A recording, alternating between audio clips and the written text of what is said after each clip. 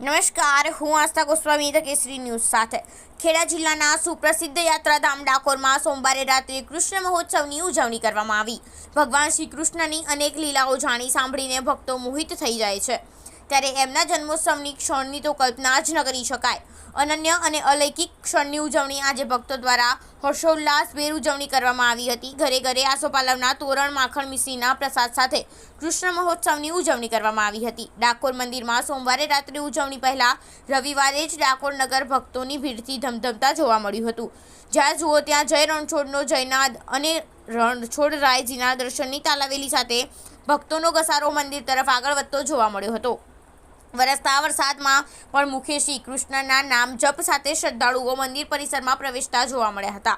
રાત્રિના 12 વાગે શ્રી કૃષ્ણ પ્રાગટ્યોત્સવની ડાકોર મંદિરમાં ભવ્ય દિવ્ય ઉજવણી કરવામાં આવી હતી.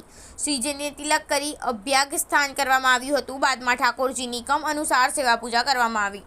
ઠાકોરજીને મોટો મુગટ ધારણ કરવામાં આવ્યો, ત્યારે બાદ શ્રીજીને તિલક કરી આરતી કરવામાં આવી. પછીથી ગોપાલલાલજી મહારાજને સોનાના પારણામાં બિરાજમાન કરાવી ઝુલાવવામાં આવ્યા હતા. રિપોર્ટર હસમુખભાઈ નાયક, ખેડા દ્વારા.